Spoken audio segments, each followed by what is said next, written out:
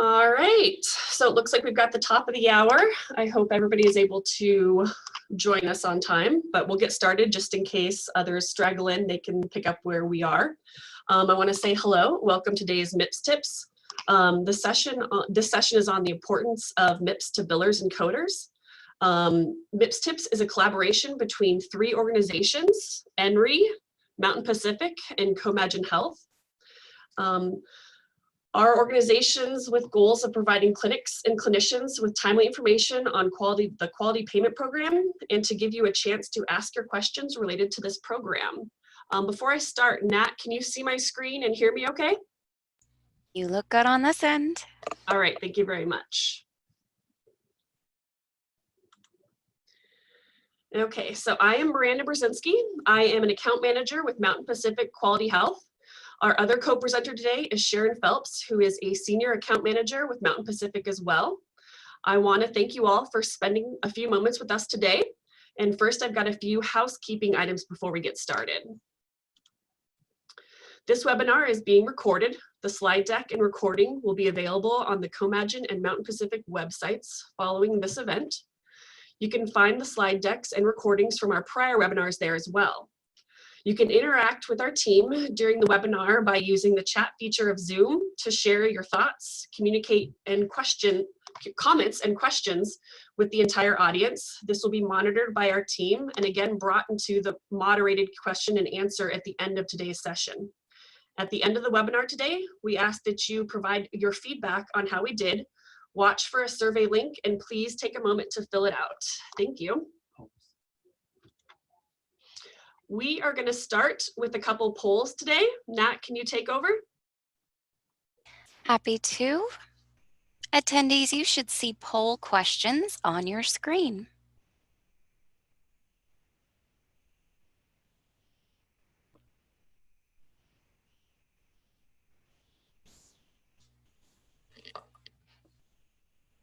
I'll give you a few seconds to answer that.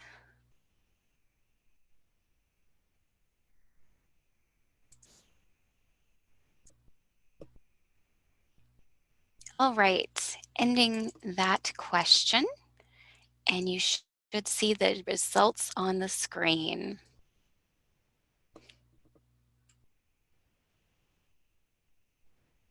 Looks like the majority of respondents are other as far as role goes. There is a second poll question.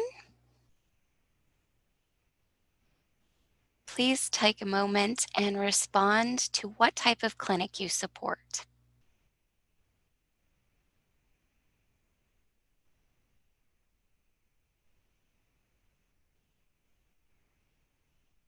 Just a few more seconds there. All right, and I'm sharing those results. It looks like specialty clinics and both very prevalent on today's webinar. Thank you. And one last poll question for everyone. Please take a moment and let us know if the billing and coding in your clinic is done internally, externally, or if you're unsure.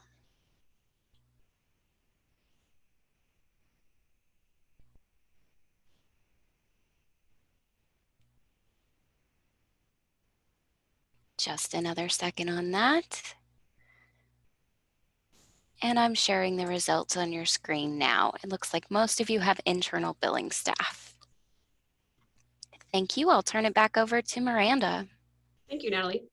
So for the agenda today, we're going to go briefly over MIPS, just in case we do have some billers and coders on the webinar that are not overly familiar with MIPS. We're going to give you very broad basics about it. We're going to show you how to check eligibility and to see if your providers are affected by MIPS. We're going to show you about accessing the QPP portal to review specific data for your clinic. And then we're going to move into how billers and coders can affect MIPS scores. And then we're going to be reviewing the payment adjustment information and discussing MIPS with our providers and team members. And then we'll also go show you where to go to find more resources and information. And then we'll be closing the day out with a question and answers segment. So here we just have a reference slide for you guys to look at. It's a list of acronyms that many of you may know and some of you don't. This is something good to have on hand for in case people are getting more technical about their discussions and using a lot of acronyms. You can quickly look up what people are referencing. So I just wanted to make sure that we're all on the same page with our jargon level. So what is MIPS? This is where we're going to the general overview here. MIPS is made up of 4 categories: quality, cost, improvement activities, and promoting interoperability. The quality and cost categories must be reported on for 12 months, and the improvement activities and promoting interoperability are only 90-day windows.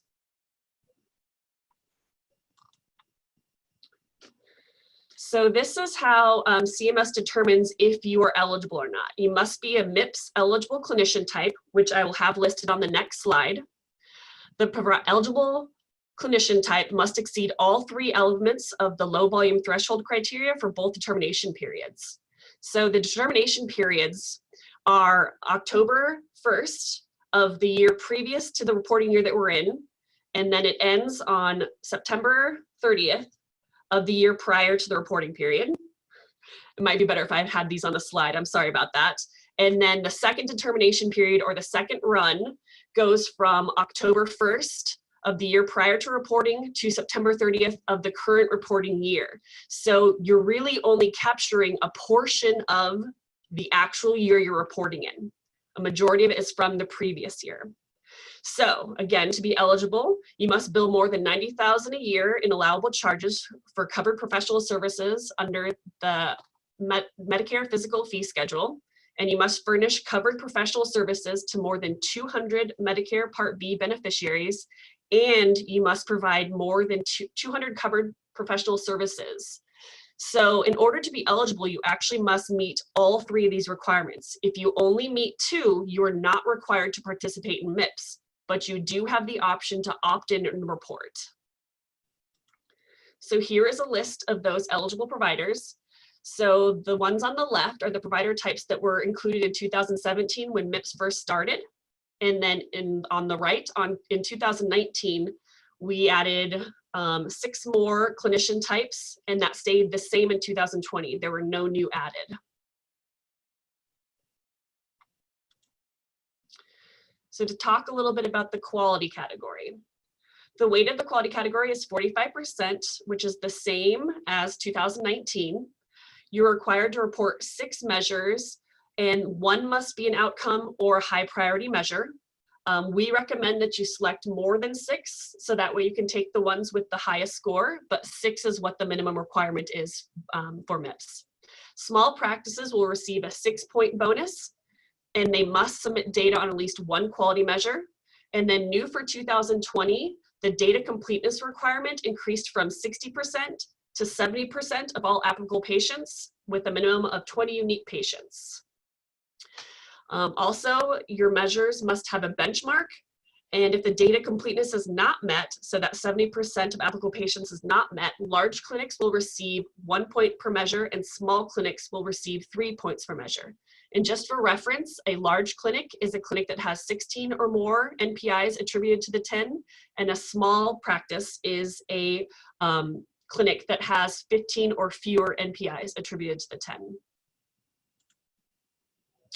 So for the quality category, reporting measure, you are able to report measures under multiple collection types. Prior to 2019, you had to pick 1 method and that's what you were scored on, but now you are able to report on all of the submission types, which I will show you on the next slide. But claims is only allowed for small clinicians. This year, for 2020,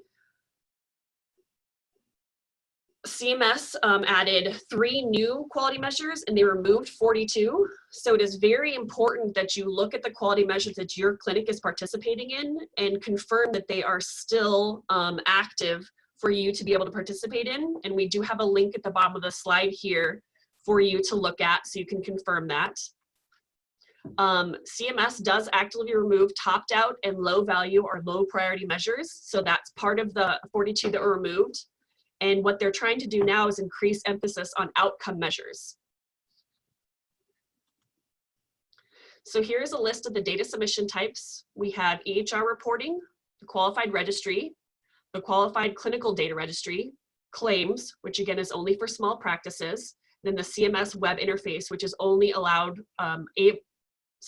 open for clinics that have 25 or more NPIs within the TIN. And all of these reporting types you can use as an individual or as group reporting. There's no need to indicate if you are doing individual or group reporting.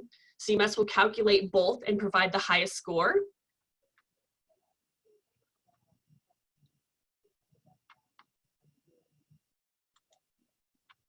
All right, we're going to move on to improvement activities.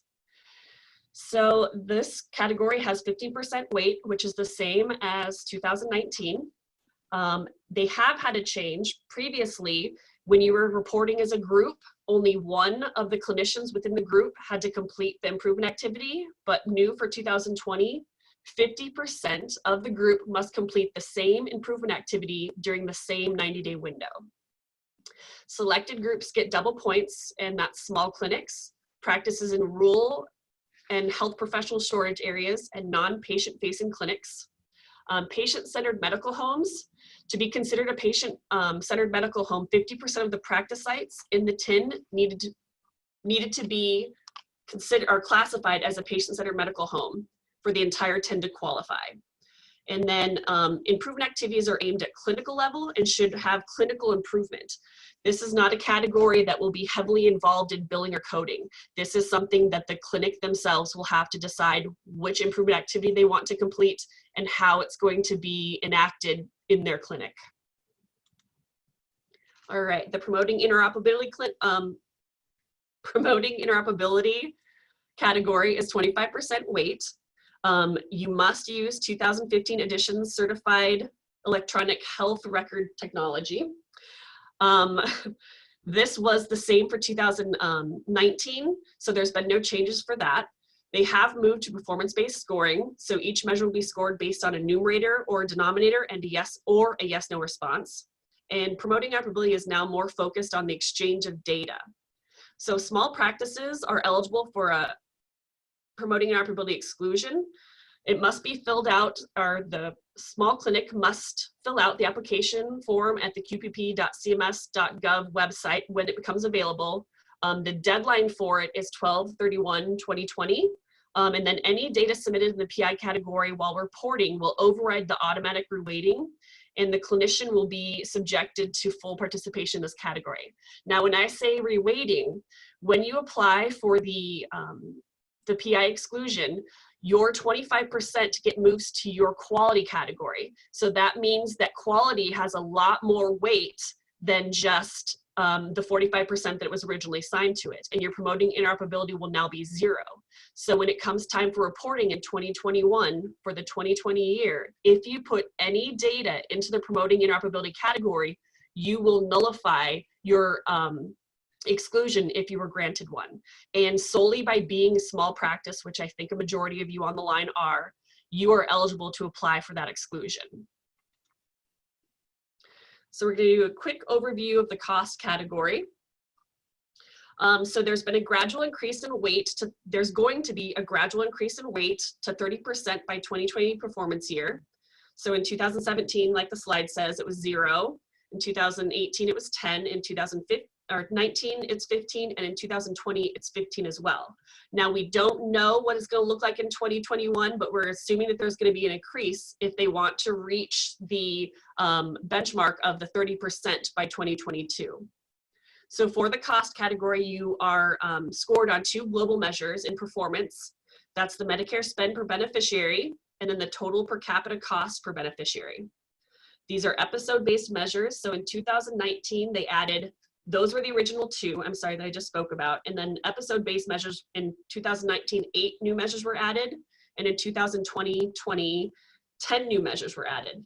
This category, you do not have to do anything for. The CMS calculates cost measure performance from administrative claims data rather than clinical submitted data. So this is a back end where CMS is actually going to look at it and give you your score. If you do not meet any of the measures to have a cost score, then it will be reweighted to the quality category again. So that is something to look at when you go into the QPP portal and check out past years or your current situation with your MIPS. So for the cost category, if only one measure can be scored, the score will be up in the performance category. If no measure can be scored, like I said earlier, the cost category weight is added to the quality category. There's no reporting required. CMS calculates the claims submitted for payment. And you must submit quality improvement activities or promoting interoperability to receive a cost score. Cost means Medicare allowed amount. So Medicare payments plus beneficiary deductible and coinsurance traditional fee-for-service claims. This next list here is the full 18 episode-based measures from 2019 and 2020. So as you can see over here in the window, they do have a new for 2020. You can see which ones were added. So now I'm going to go quickly over how to check eligibility for your clinicians. So like I said earlier, you want to go to the qpp.cms.gov website. We'll show you a picture of what the opening page looks like in a moment, but in the upper right-hand corner, you're going to select the MIPS dropdown. Then you're going to select check participation status on the participation slide of the drop-down menu, and then you want to enter the NPI that you're looking up. Do not enter the TINS NPI, you want to enter the provider or clinician's NPI. You can only view one NPI at a time with this tool. You will see tabs for the past MIPS eligibility as well as the current performance year. It is important to read the gray box for up-to-date messages from CMS.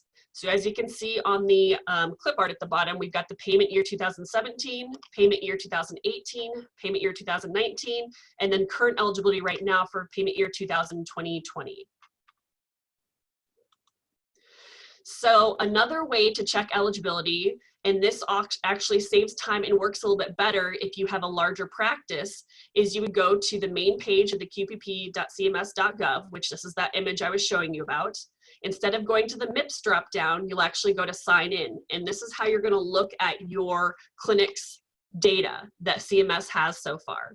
So who should have access to this? You want individual providers to have access, or the practice office managers, the quality improvement staff tasked with MIPS participation and duties. We do recommend that more than one person have access to this sign-in, because you never know if somebody's going to be out, or if there's an accident, or if you've had turnover in staff. You want to make sure that somebody is able to access this portal on any given day, so that way you can track your information. And so why to go here? So this is where you can check eligibility for your entire group. So before I showed you where you can look at one NPI at a time, when you are signed into the portal, you can actually see the entire TIN eligibility and standings in one set location. And this is also where you're going to submit your data. And this is also where you're going to go to view your score and your past scores. And it's something that you need to routinely check to look for changes in your scores. Because if you're claim submitting, then after that 30-day run out, CMS says that you're able to look at your data, but this year you were only able to see the current data after the window opened for reporting. And also it's important to capture screenshots of what's changing throughout the year in your portal, so that way if anything should happen and data disappears or whatever, for your audit documentation, you actually have something to show CMS and say, hey, when I checked this at this point in time during the year, this is what it said, and now it's saying something different. Websites do fail. Data does get disturbed, so it's always good to have something for you that's a hard copy that you can fall back on. So since talking about the portal is extremely important, we like to think of the portal as kind of like the circle of life. So we've got your login here in the middle, but you want to continuously be looking at the portal throughout the year. It's not just for reporting. It's not just for the beginning of the year to check and see who's eligible. It's something that you really want to look at throughout the year, because CMS does put snapshots in there of your cost score up to date or things like that. They're only open for a limited amount of time, and CMS doesn't always hold to a calendar of when it's actually going to be available. So if you get into the routine of checking into the portal on a regular basis. First of all, you'll remember your password, which is one of our biggest things when it comes to reporting, is people have forgot how to log in. So it'll keep you up to date with that. But also you'll be able to see what's happening in your clinic and how you're able to affect change to maybe improve those scores down the road before it actually comes time to, you know, submit your data. So on this slide, we just kind of like to tell you that you'll start out by looking and see who's eligible and like check and see who's required to report or who's not, or what status has changed. It's what you're going to use to submit and confirm your data. It's where you're going to look at your final performance score from previous years or see if there's been improvement. It's where you're going to review your payment adjustments. Like if you get a positive adjustment, then that's where you can see that. Or if you had a negative, that's where you can see what your portion is. Because if you don't participate in MIPS, you will get the full negative. But if you get close to the neutral benchmark, then you only have a portion of that negative. You're not required to pay the full negative. So that's where you're going to see what's awarded to you if you didn't quite make the neutral score. And it's also where you can review volume and threshold and practice data as well. So at this point in time, I'm going to pause for a second and I'm going to hand off to Sharon, who will take over the rest of the presentation. And sorry, while we do that, I want to ask Allison, is there any questions in the chat at this point in time? No, there's not. There's one person who says they're having troubles with audio though. Is everybody else hearing Miranda clearly?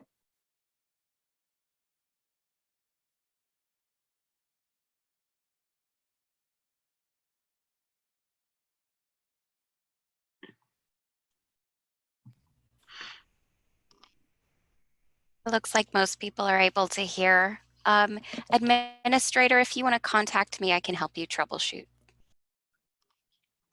Thank you, Nat. We appreciate your work on that.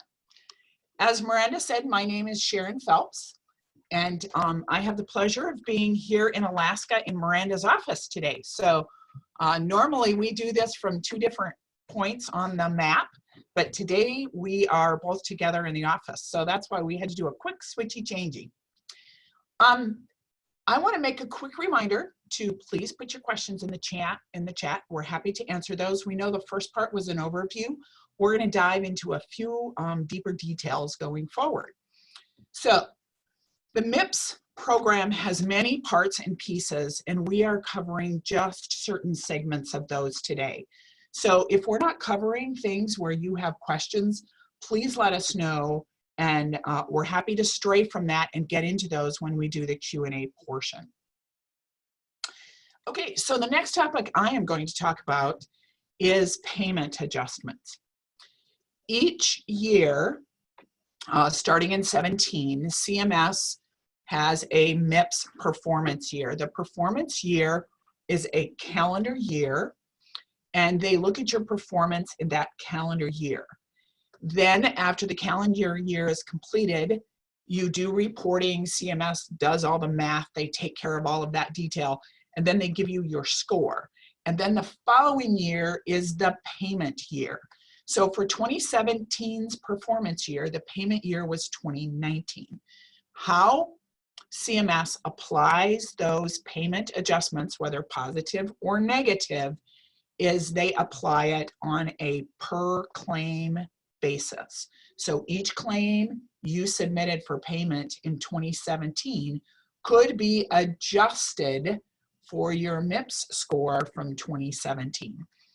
Now in year 2020, any claims you submit for payment in 2020 can be adjusted based on your MIPS score for 2018. So that's what I'm talking about right here, is what those payment adjustments look like when they come through on your claim. So that's where we're going for the next little bit. MIPS is a pay for performance program. That means if you score high and you get a positive payment, a higher score equals higher performance, and you are going to get a higher payment adjustment. A neutral payment adjustment means you received a neutral score and you don't get a positive or a negative, it's just flat neutral.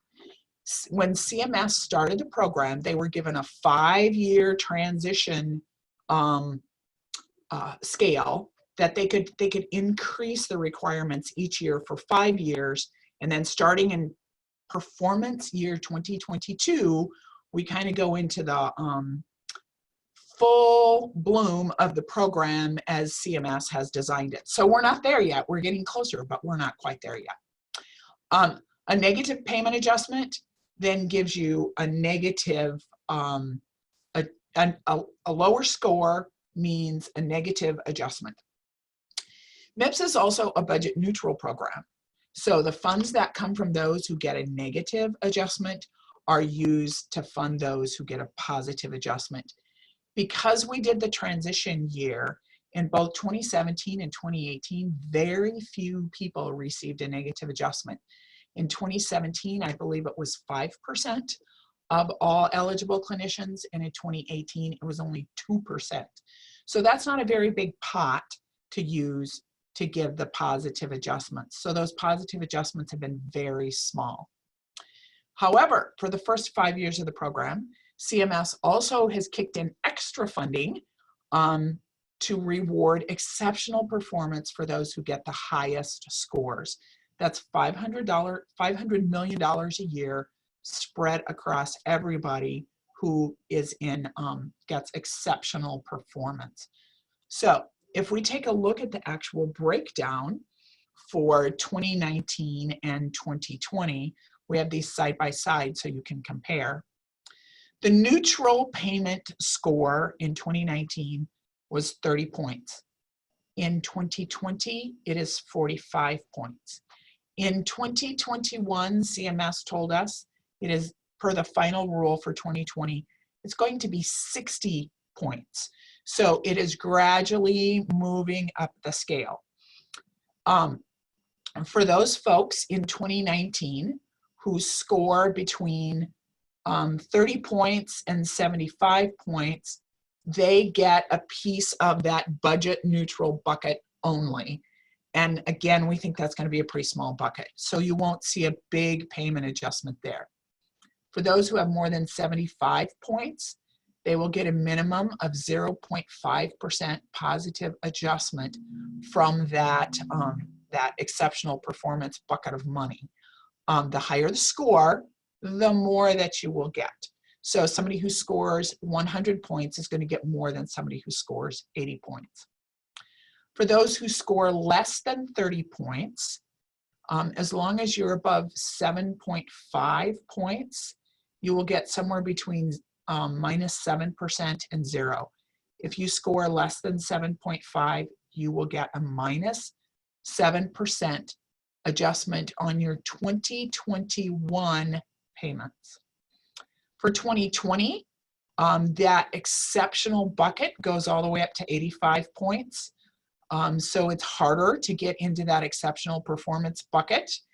And for those that score below 45, if you score under 11.25 points, you will get the full negative adjustment of 9%. It's not going to go any higher than 9%. It gets up to 9% and it stays there going forward. That's a pretty big hit. So for those that have not participated or choose not to participate, they do need to know that negative 9% is out there. Okay, so now that we've talked a little bit about the numbers, let's talk about how you can see this on the bill.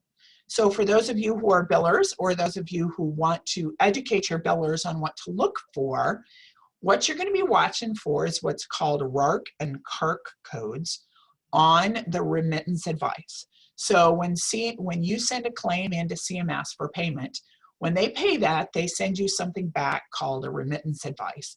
Typically that's sent back electronically, especially if you're using an electronic billing system. But sometimes you can also get that on paper. It just depends on what your system is set up. But on those remittance advices, it will tell you for each patient what you billed and what you're getting paid, and it will show you if there's adjustments. There's a lot of different codes out there used for a variety of different things. We're just going to focus on the codes that pertain to MIPS today. So we've got CARC codes, we've got RARC codes, and we have a group code. If you are getting a positive payment adjustment, meaning your score is above that neutral benchmark and you're getting either a positive adjustment from the budget neutral portion, or if you got a really high score, you're pulling it in from that extra exceptional performance bucket, you will see a RARC code of 807, and that N807 means it's an adjustment based on MIPS. That 807 code is specific to MIPS. You will then see a group code of CO, which means contractual agreement or regulatory requirement. In this case, it's regulatory requirement. And you'll see the 144, which is an incentive adjustment, i.e. a positive adjustment. So that's what it looks like if you're getting a positive payment adjustment. If you are getting a negative payment adjustment, you are going to see the same N807 because this is based on MIPS.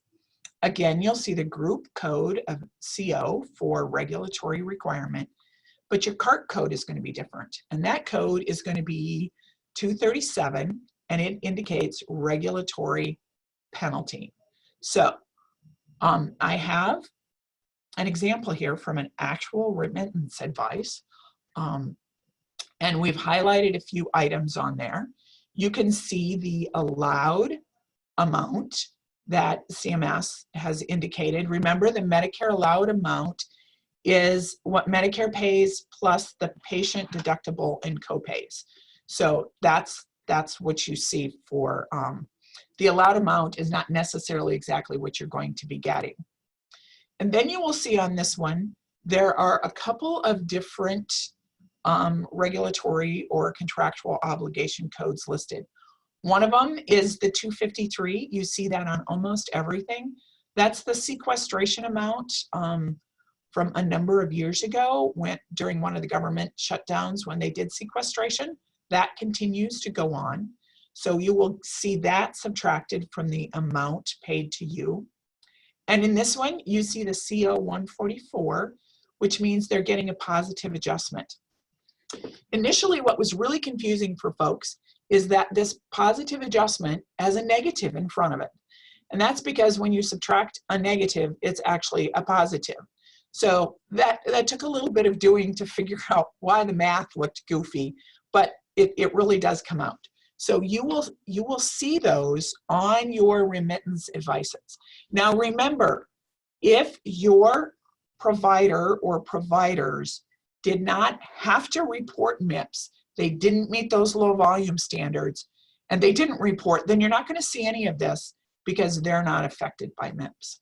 So if you've got providers where you've got some of each, you may see it on some and not see it on others. If you have questions, please let your SERS support folks reach out and ask them.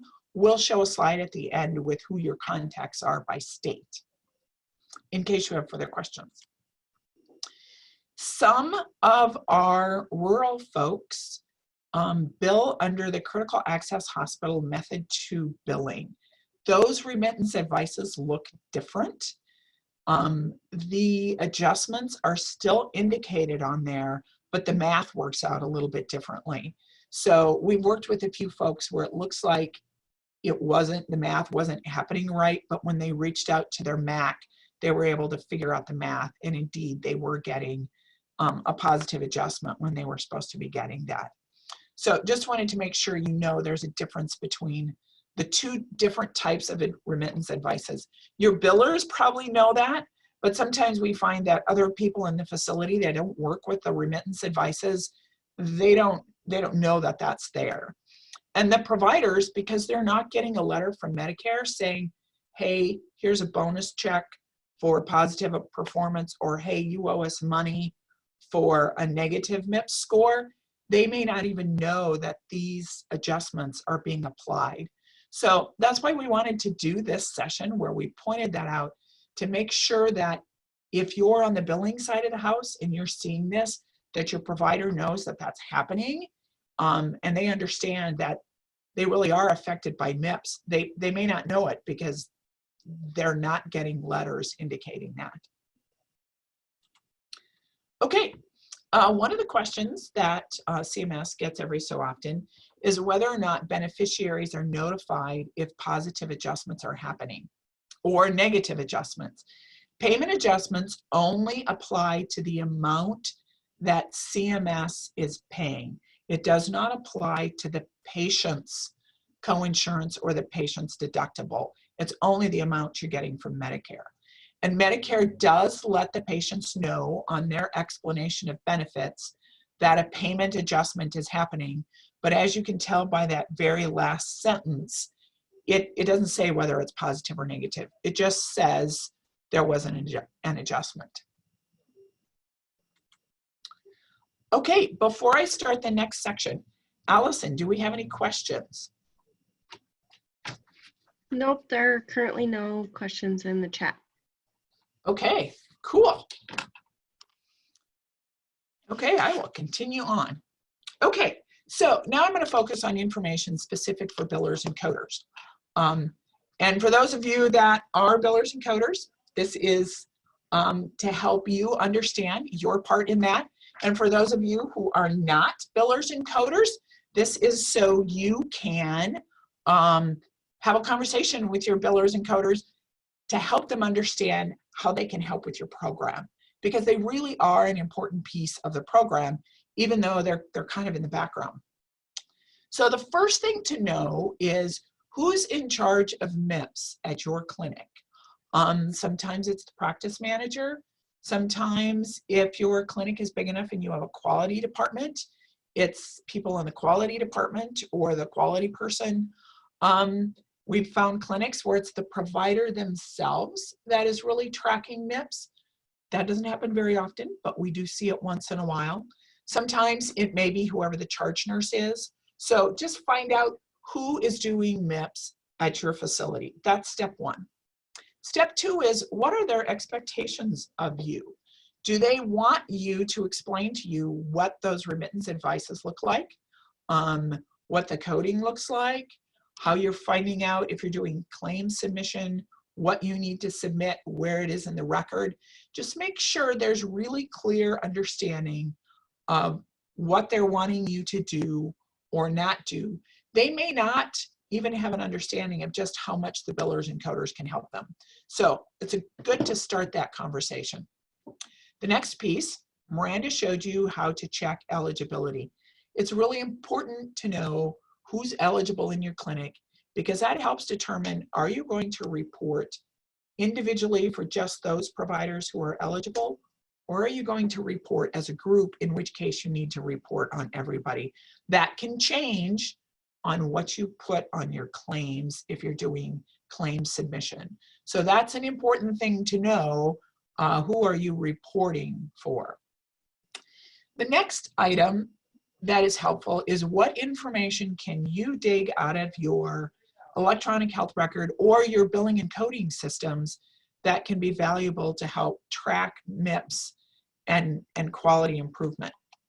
So for example, for billers, sometimes you can tie those CARC and RARC codes from your electronic remittance advice to specific codes on in your system, and you can track exactly how much negative adjustment you're getting for MIPS and how much positive adjustments you're getting for MIPS, so that your providers know how much money are we getting for the time and energy that we're spending on MIPS, or how much money are we losing because we're doing nothing for MIPS.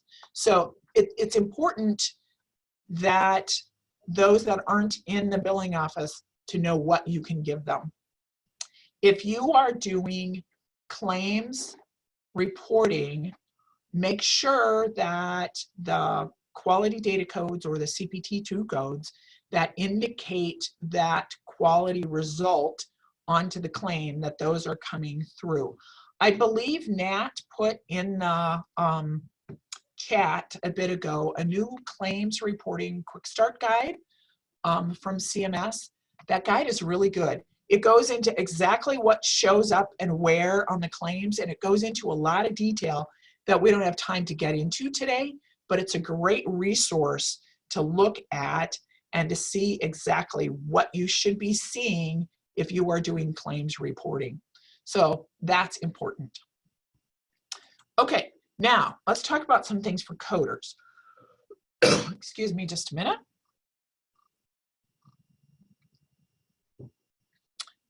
Okay, so thing one, is your clinic reporting using claims, or is your clinic using a registry or a qualified clinical data registry that is pulling data from a claims file? Sometimes the registries pull data from a claims file, so even though you're not intentionally reporting using claims, that's how they gather that data. So again, that's why you want to be talking with whoever's in charge of MIPS to find out what process is being used, so that if you're using a registry that's using a claims data file, that you make sure you're getting the data they need onto that claim. Every single quality measure that is available to be used with MIPS is listed on the CMS website right there at that link. And those specification guides go specifically by how you are reporting, whether you're reporting by claims or registry or EHR. There will be information for each one of those types for every single measure.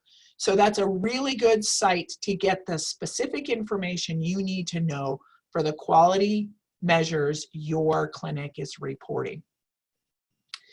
The next very important thing for coders to understand is the hierarchical coding categories, or the HCCs. The HCCs are an additional code that is calculated from ICD-10 coding that looks at chronic conditions and the complexity of those chronic conditions.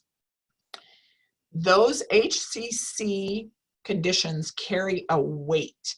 Each one of them has a different weight. There's 79 different HCCs, and a patient can have more than one HCC, like congestive heart failure and diabetes, and they would get the weight from each one of those.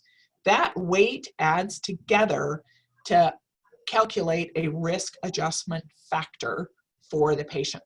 And that risk adjustment factor is a numerical way of identifying the health status of the beneficiary to predict future healthcare costs.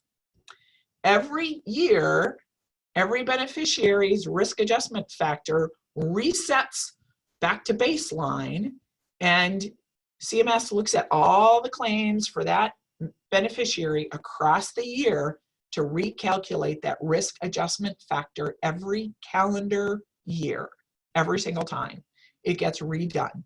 That's why it's important, like when you do an annual wellness visit or other visits, that you are capturing those chronic conditions. The other thing to know is that that risk adjustment factor is calculated collectively from all the different claims on that patient across the year. So different doctors treating the same Medicare beneficiary get the same risk adjustment factor for that given beneficiary. Okay, where this ties into MIPS is that in the cost category that Miranda talked about, when CMS factors your cost per beneficiary, they're not just looking at the raw cost for all of the beneficiaries that are attributed to you. They are looking at the weighted cost, which is the expected cost for that patient derived from the cost for that condition or that procedure or that whatever times that risk adjustment factor. So the more chronically ill, complex situations that your patient has, the higher their expected cost is going to be, which then aligns more with what the actual costs are. Because you know that those sicker, more complex patients have higher costs. So that's how we make sure that the higher cost patients aren't unfairly hitting the providers who provide care to those heavier weighted patients. So CMS calculates that expected cost, and then they compare that to the actual or the observed cost. So big point here is that accurately and appropriately coding a patient's chronic condition, while it may not make a difference to the payment you're getting now, it definitely affects what that cost score is going to look like for you in the future. So if you've not heard of HCCs, if you don't know anything about HCCs, now is a really good time to learn more about those, to make sure that you're coding accurately, because the coding needs to be done now, not just to justify that evaluation and management level, the E&M level, but you also really want to make sure that you're capturing those chronic conditions. Okay, another reason why the HCC codes are important is that the HCC codes are used by CMS to give an additional complex patient bonus on top of the other 4 categories added together. So each category, quality, improvement activities, promoting interoperability, and cost, add together and can give you 100 points. On top of that, you can get 5 points for up to 5 points for complex patient bonus.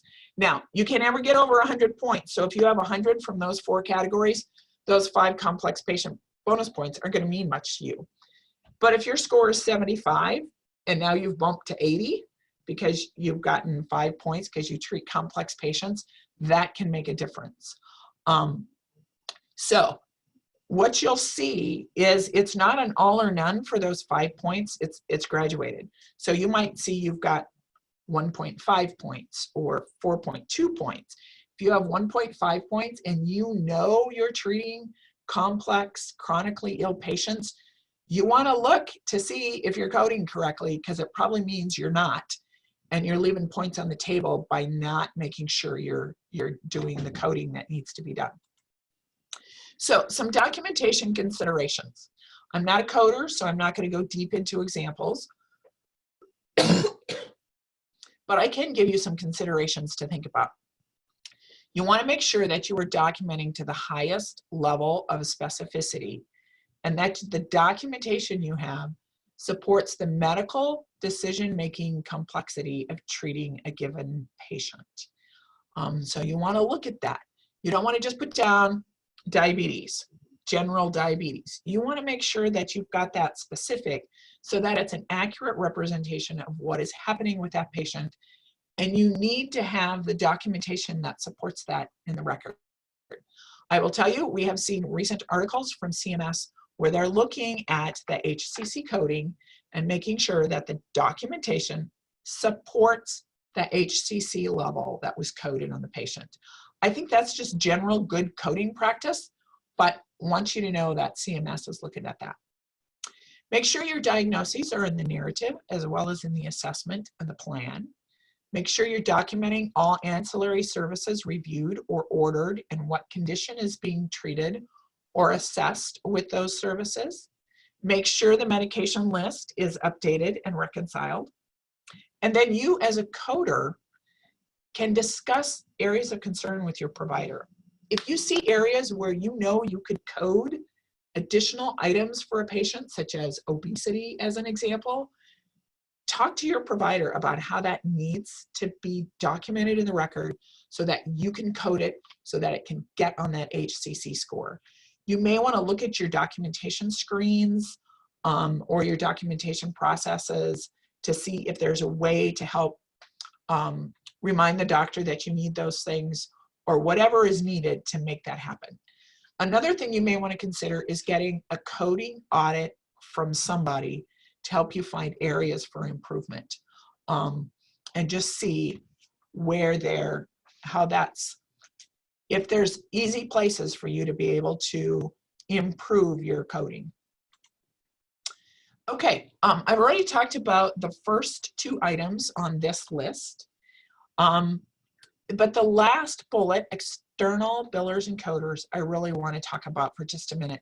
I know most of our people today are internal and hired by the clinic, but for those billers and coders who have like their own company and they do billing for a lot of different clinics.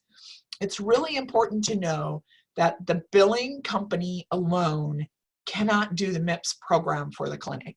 It's not going to work.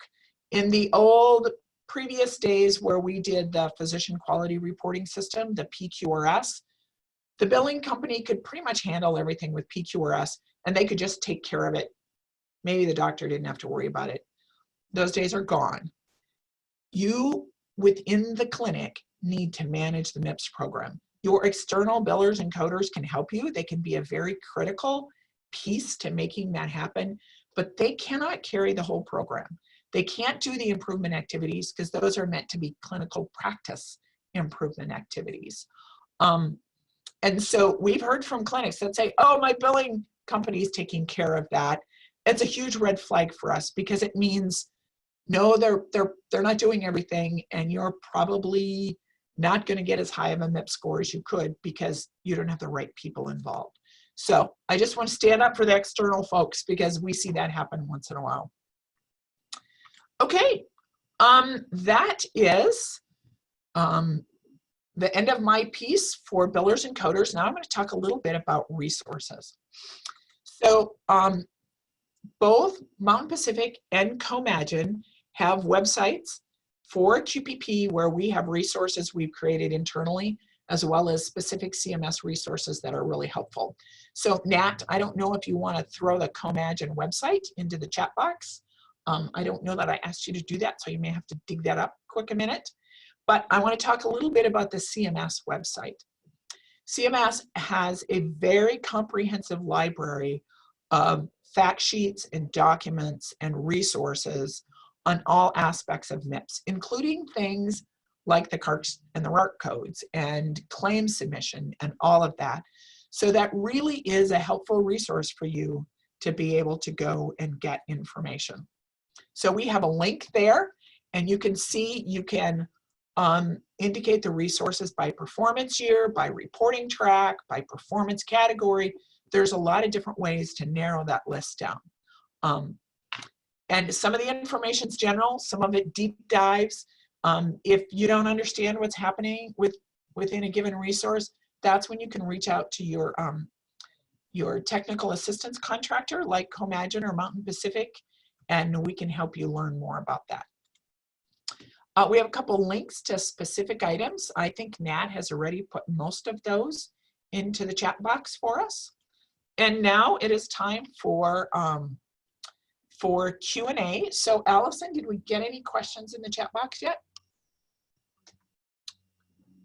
No, we have not.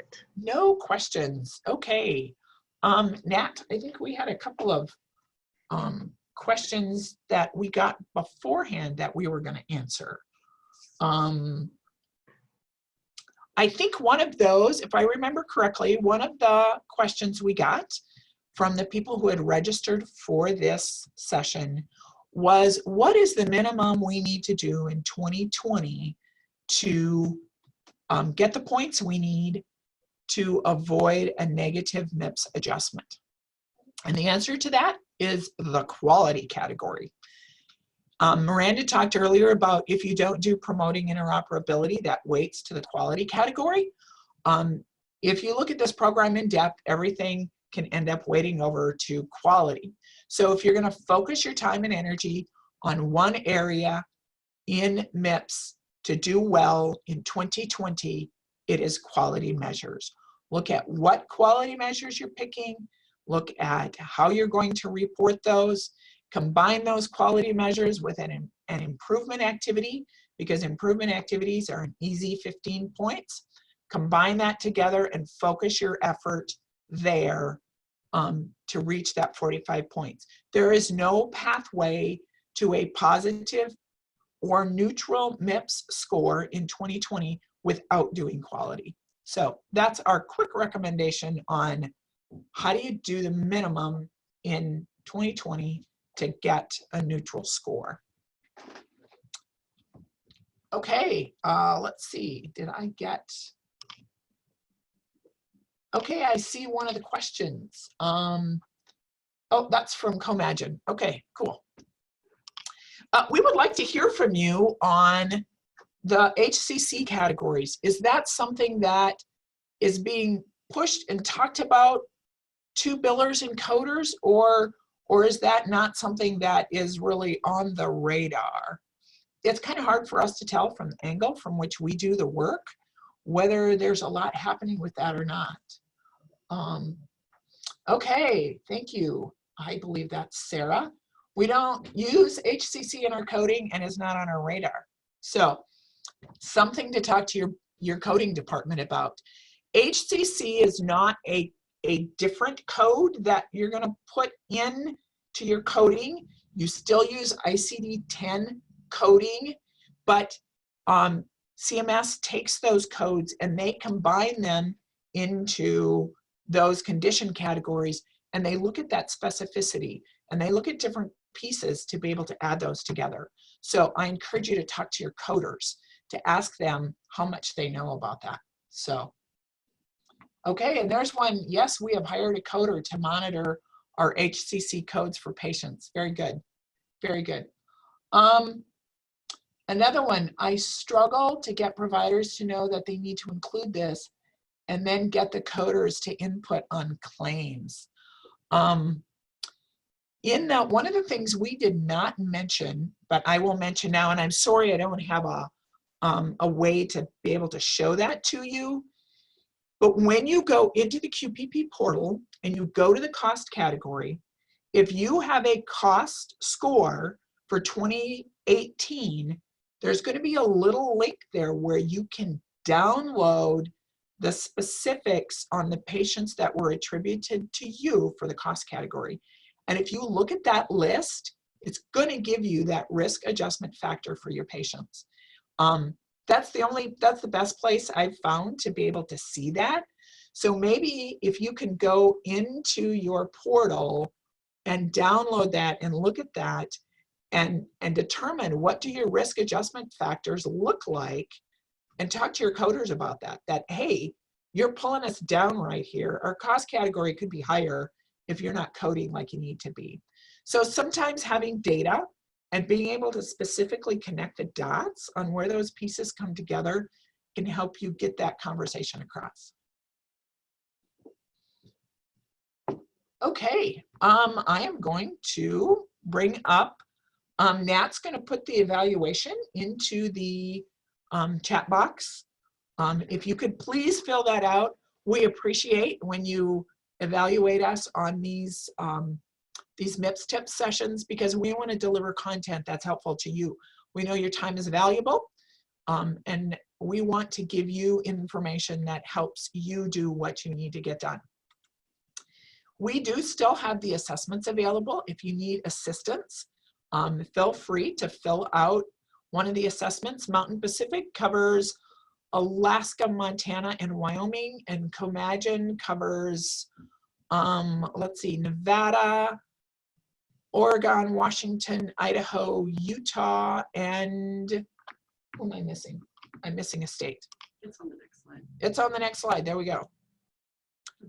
CMS, the CMS Learning Modules, those are developed by CMS. They're really targeted towards the physicians, so the physicians can get free CMEs for doing learning modules on MIPS. Here is our contact information. Here's the contact information for Mountain Pacific. And then in just a minute, I'm going to flip to our friends at Comagine. Let's see, do we have another question? Joan Brown said I did this to no avail. Oh, I'm sorry, Joan. Let us know if there's anything we can do to help you with that, because when that cost category score gets up to 30%, it could make a difference. Your coding can make a huge difference on what your score is going to be. Okay, I think we are right up at the hour. Thank you for your time and attention. It was our pleasure to speak with you today, and you have a great rest of the day. Thank you.